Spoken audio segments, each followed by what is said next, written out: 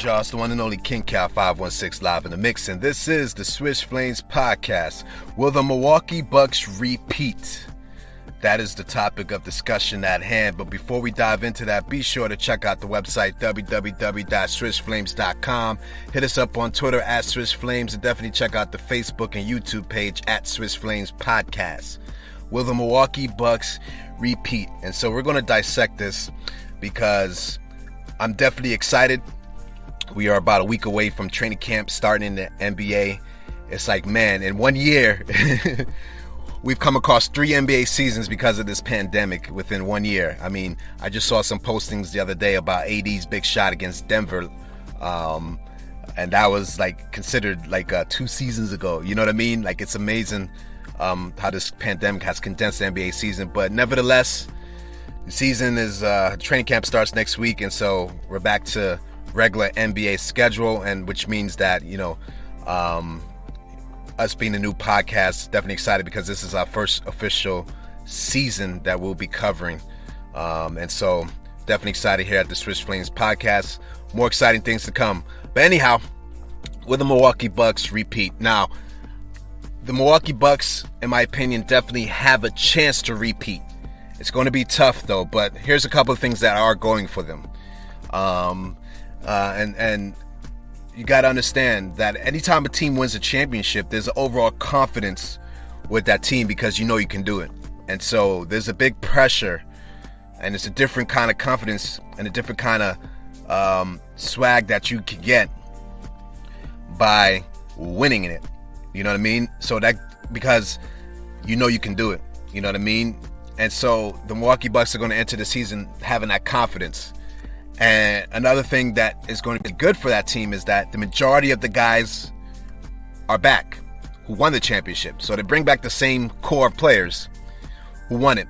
You know what I'm saying? So there's a lot of chemistry already there.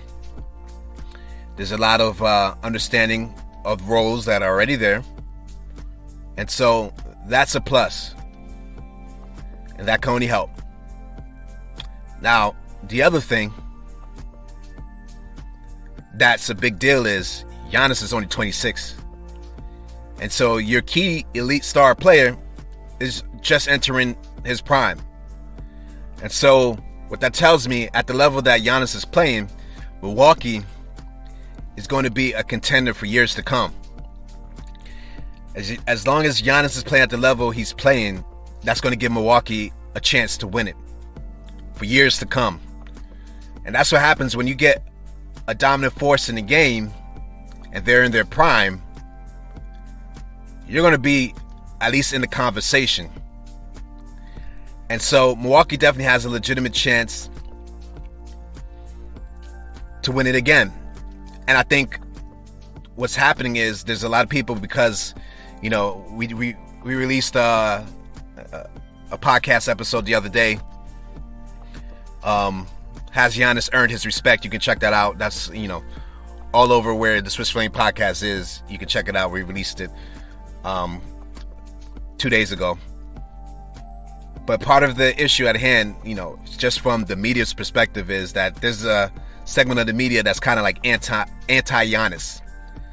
And so a lot of the media is downplaying the Bucks and already trying to discredit their ring. And I never really understand this whole discrediting a ring argument. I always feel you can make all these excuses. You can say, well, this happened, they wouldn't have won. But they're at the end of the day, all I know is the results. And the results of last season was the Milwaukee Bucks won the championship, which tells me last season the Milwaukee Bucks were the best team in the NBA.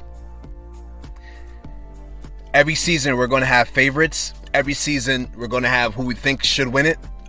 But last season was great because the majority of people were saying the Lakers or the Nets, and neither the Lakers or the Nets won it.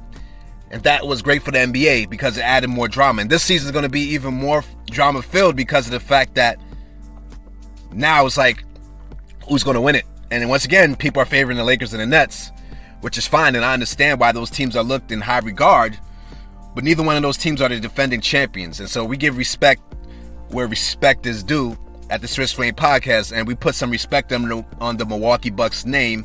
And they're a great team. If you look at it from top to bottom, they got a lot of great pieces. And so those are some of the key reasons why I believe that the Milwaukee Bucks do pose a great chance on repeating.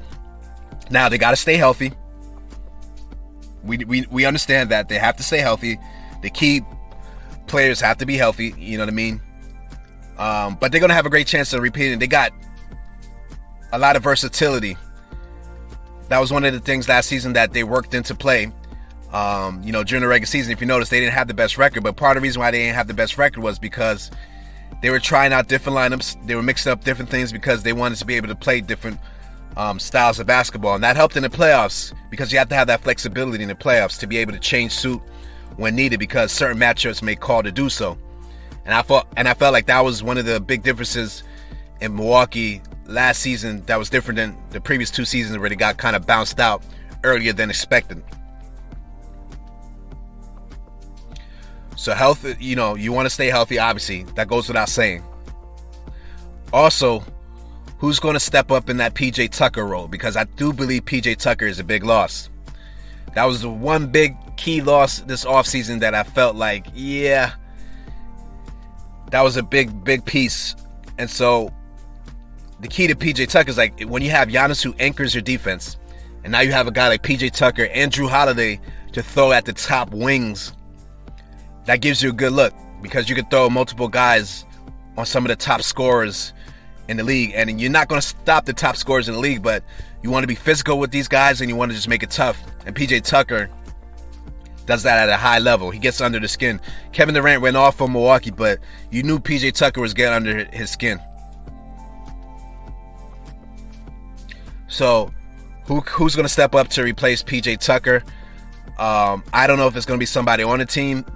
You know what I'm saying? But I think that was a great asset to have somebody along with Drew Holiday who could wreak havoc on the wing on the defensive side, especially in the East where you have, a few teams that have multiple wings that can come at you during the game. And so we'll see how the Bucks handle that aspect. I don't know if they have that player on the team right now that they can put in that lineup that can kind of give them what PJ Tucker gave them. But if they don't, I wouldn't be surprised in the halfway point of the season they look to add somebody as another kind of like wing defender. But other than that, this team is a complete team. Like I said, they got a superstar dominant player who's arguably the best player in the league leading them. And so we know they're going to be relevant for seasons to come. And so I say that the Milwaukee Bucks have a high chance of repeating. Is it a done deal? No, absolutely not. It's not a done deal. I do believe there's two teams that can beat them healthy. That Nets and the Lakers, I believe, are two teams that can beat them healthy. But as much as I believe that the Nets and the Lakers can beat them healthy, I also believe the Bucks can beat those two teams healthy. So really what it comes down to in those series is basically whoever's playing the best at that time is going to win. I do put Milwaukee on the same level as the Lakers and the Nets. There's a lot of people who do not put them there, but because of some of the main points I pointed out here, because of that extra confidence they're going to have winning it, and because they know they have it, and because Giannis is only 26 years old, yeah, I'm going to give them a shot. And I put them on the same level. And to me, those are the three top teams in the league right now. Milwaukee, Nets, and the Lakers. Those are the three top teams, and I put them all on the same tier of level. Because even though the Nets' big three isn't as big three-ish as the other two teams, their top three players fit really well together in their roles. I think the Nets' big three fit really well, but I'll be honest with you guys. Skill set wise, yes, they do. But we've only seen them for like 7 games, all three of them together healthy. And so there's still a lot of unknowns. You know what I mean? Let's see them go through a full season of playing together and see how they mesh. It looks like right now they mesh good, but we don't really know because they really haven't played a lot of games together. It's been more of one person cheerleading the other two on the court for the most part last season. So we will really get to see the Nets' chemistry this season with all three coming healthy. And I believe all three will be ready at the start of the season.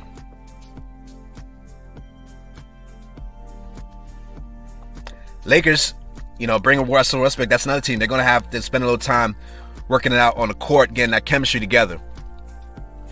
Milwaukee coming in, they don't have to worry about any of that. Their roles are locked in.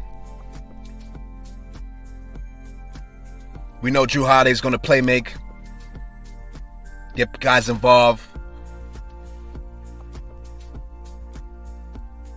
help guard the best perimeter player on an opposing team, bring that leadership on the floor. We know that Chris Middleton is going to go out there and get buckets. We know that Chris Middleton is the closer of the team. In crunch time, he's the one that is going to make the decisions. And we know that Giannis is going to be the anchor of the defense. And it's going to be a force at the rim. We know Giannis is going to be a bull charging, dominating game on both sides of the floor, being the best player on the floor. These guys know their roles, and so this is the advantage of the Bucks. The chemistry is another thing. And I think a lot of people are taking that lightly. And with that said, it's your boy King Cal 516 signing off. This has been the Switch Fame Podcast. Let me know what you guys think about the Bucks. Are you putting respect on the team's name? Do you believe they have a great chance of repeating? Let me know what you think in the comments. If there's a team that I didn't mention that you think poses a threat to them besides the Nets and the Lakers, let me know what you think in the comments. Hit the like, hit the subscribe. Definitely appreciate the support. Signing off.